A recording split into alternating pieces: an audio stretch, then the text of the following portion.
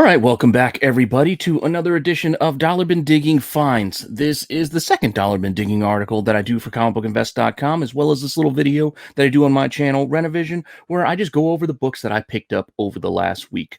I believe this week is actually true just Dollar Bin pickups. So even though I've expanded this to beyond Dollar Bin finds into some cheaper books, cover price or less, thereabout, those types of finds, I'm pretty sure that everything in here is out of a dollar bin. And if not, I'll tell you if it's a book that cost me a couple of bucks. Hopefully you're liking the content that I'm providing. If you are, please like, subscribe, hit the alert button so we don't miss anything. And yeah, tell your friends. Let's get some more subscribers because we are just crossing that 900 subscriber threshold, which means I will be doing another giveaway. Yes, we are just like 2 weeks removed from the last giveaway, but I'm ready to do another one. So as soon as we hit 900, I think as I'm filming this, we're at 898. So very close. Hopefully, come Monday, we hit 900 and I can do another announcement because I already picked out a couple of books I think you guys will want to get your hands on for the next giveaway.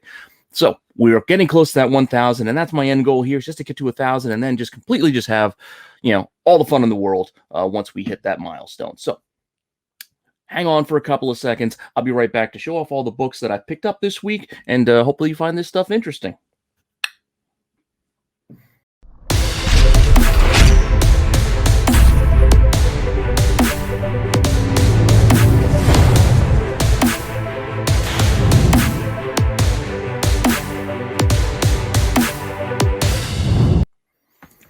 All right, now, as I stated in the opening, we are actually looking at just some dollar bin books that I picked up. Again, pretty sure these are all dollar bin books. I will find out as I go through the list. I have them separated out, again, into categories. And while I may cover some cheap comics, I'm pretty sure, once again, these are dollar books.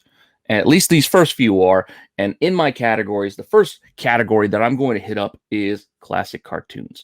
Now, this classic cartoon section is actually very small. I only bought one series of books, but I got the complete run of 4 issues.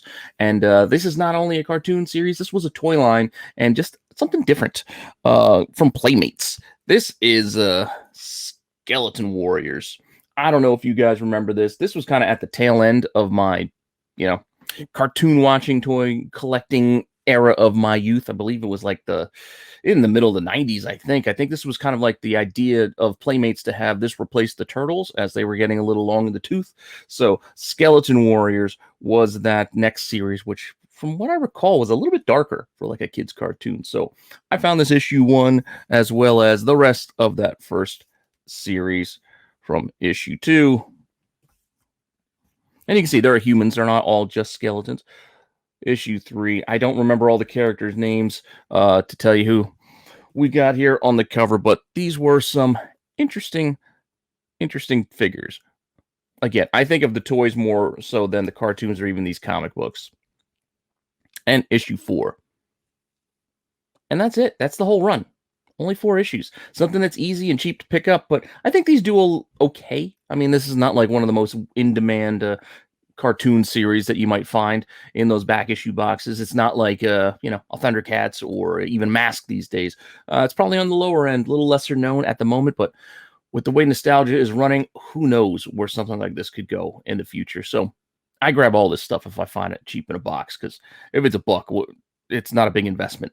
So I'll take a shot personally, which will take us out of that cartoon classics section and bring us on to some later prints and reprints.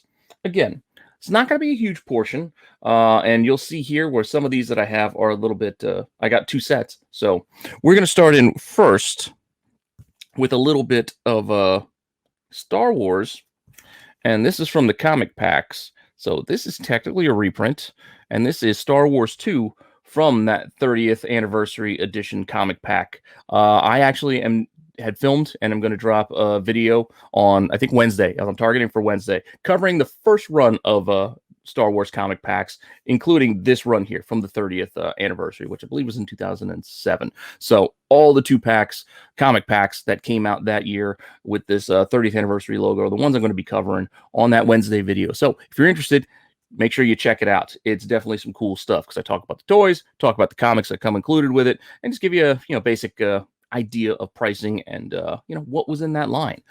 So in case you're interested, make sure you check that out on Wednesday. But Some of these books do okay, these reprints, these Star Wars, specifically from the comic packs. This one, not yet. It hasn't popped as of yet. Who knows if it ever will, but Star Wars issue 2 is a key.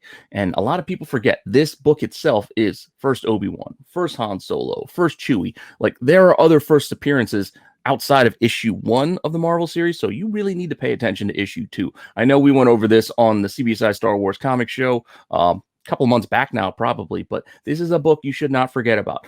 Regular Star Wars 2, but you know, it doesn't hurt to find a cool reprint like this as well. So this is something I would keep my eye out for on the cheap as well. But there you go.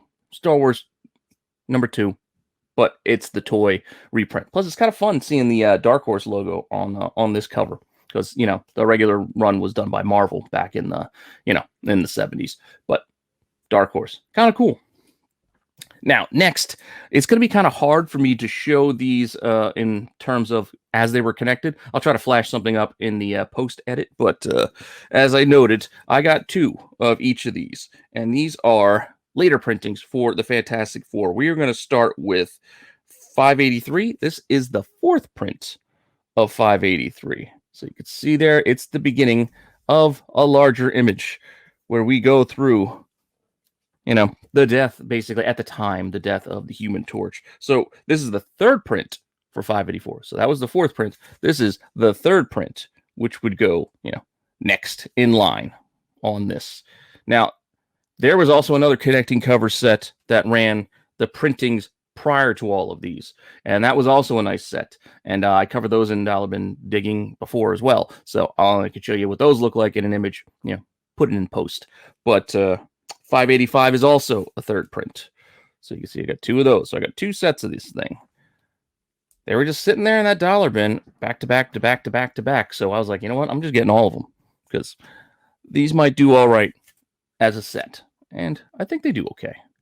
And then 586 is the last one, which I also believe is a 3rd print. Yes, because as I said, there is a 2nd print set that starts off with a 3rd print, since you know, that 583 had an extra printing mixed in over the rest, but connecting cover makes much a larger image that pays homage to you know, the passing of, you know, Johnny Storm.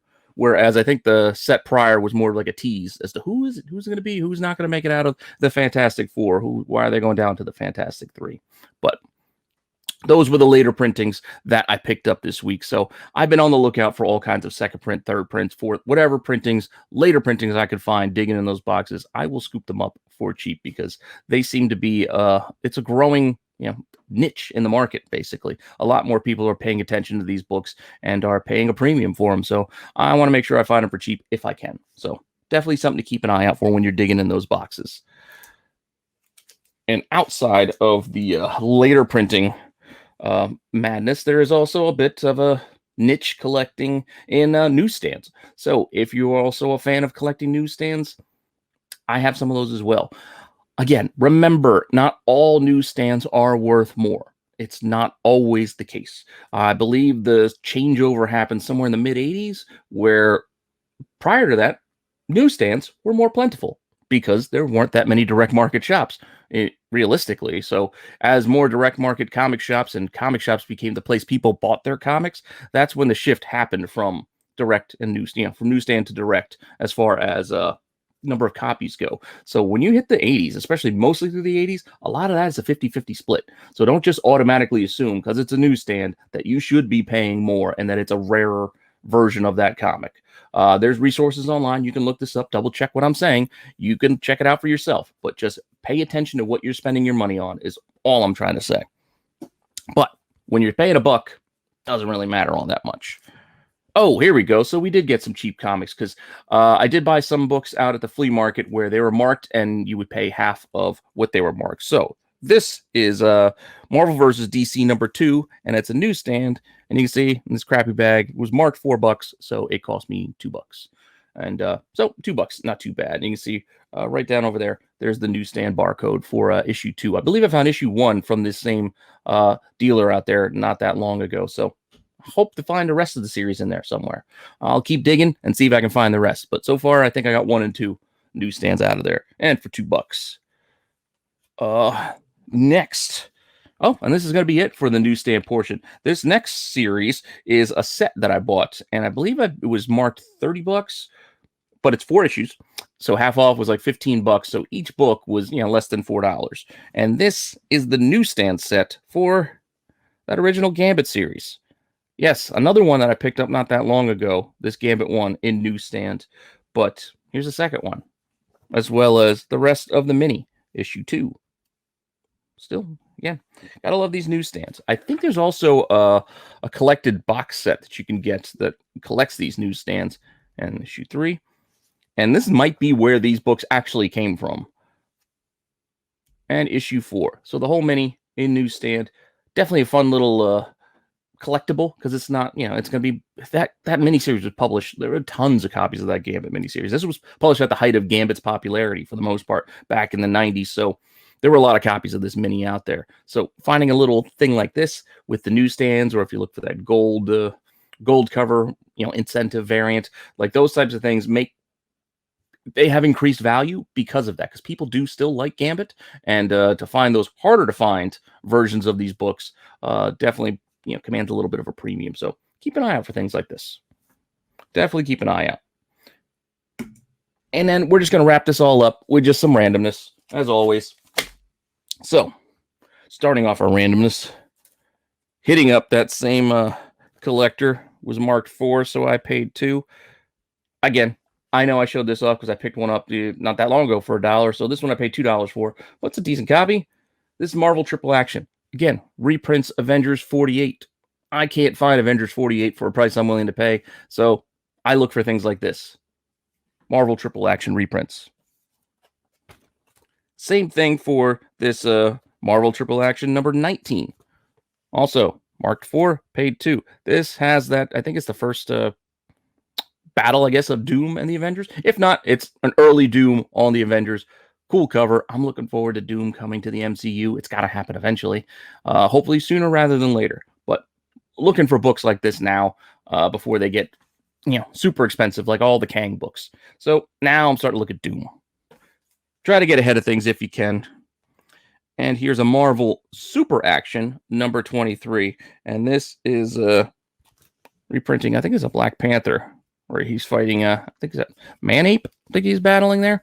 But still, for $2, I'm grabbing something like that just because it's kind of interesting. And like I said, it's a nice copy. Despite the crappy bag that it's in, the book inside is actually in good shape. So I will rebag and board it later. I just wanted to leave it in there so you could see the price that I got it out at the flea market for. Just like I grabbed these Fausts. Yep, mark 6, so I paid 3. So Faust number 1, I believe it's the first print. Could be wrong, better double check it. And as well as this Rebel edition of number 1, also $6, so I paid 3. For a couple of bucks, I figured I'd take a shot on Faust because I think they're doing something with it. I know there was some news that popped on this recently. But regardless, interesting, weird little book, weird little title. I know has its fans. I know Mel V's a big fan of Faust. But keep an eye out for these weird things when you're digging in a box. And just keeping up that randomness. Up next, I got a Deadpool team-up 897, guest starring the Ghost Riders. Nothing crazy, but, sometimes Deadpool books can pop out of nowhere, and it's just cover. It's kind of cool. And, so I figured I'd grab it. This, was out of the dollar box. As was David Nakayama, X-Men Gold. Just dig this. Just dig these covers. There's 24. Oh, and I got the issue. These are backwards. The issue before it, issue 23, is also just a David Nakayama cover that I thought was kind of cool. So I got both of these out of a dollar box because, again, overstock, semi-recent. I mean, it seems like so long ago that X-Men Blue and Gold and Red all were the titles for the X books. And now we got another reboot of the X universe. Every couple of years, got to start all over again. Worst is going to be trying to complete the numbers run once they go back to legacy numbering, figuring out what goes where. That's going to be a headache and a half. But that said, one more book just to throw out there, and that is another book that I mentioned within the last few weeks for first appearance sake, and that's Uncanny 316. The Hall of Foil. You can see, I think it's got Monet in there, and this is also, if you look at the back of it, the newsstand barcode. So it's a newsstand version of it. Remember, there is a red I guess, collector's format, which this holofoil line is just a red strip, and I believe that there's regular and newsstand versions of that as well. So a lot of different versions of this book out there, and I don't know. I know there's plenty printed in that Joe Mad run, but I still like it and still grab it every time that I see it because, again, first appearance is in there, so might as well take a shot for $1, right? And that's all I got this week. That's all we got this week. I know, not that exciting of a pile. I didn't have any super huge or super expensive finds, but still interesting stuff nonetheless. I think those Fantastic Four sets, I think I saw some listed for like $50 for the set. So, I mean, it's not too bad. $4, and if you can turn it into 50, but I'm pretty sure it actually sells for cheaper. Again, that was an asking price that I saw, but hey, who knows? Who knows? But that's the stuff that I wasted my money on this week. Hopefully you enjoyed that, and I'll keep digging and see if I can find some better stuff for next week. And yeah, hopefully you're enjoying the content. As I said, like, subscribe, hit the alert button, tell a friend. Let's get that subscriber count to continue to go up as I march towards 1,000 subscribers. So hopefully you're enjoying the ride with me because I'm having fun doing this, and I will see you guys next time.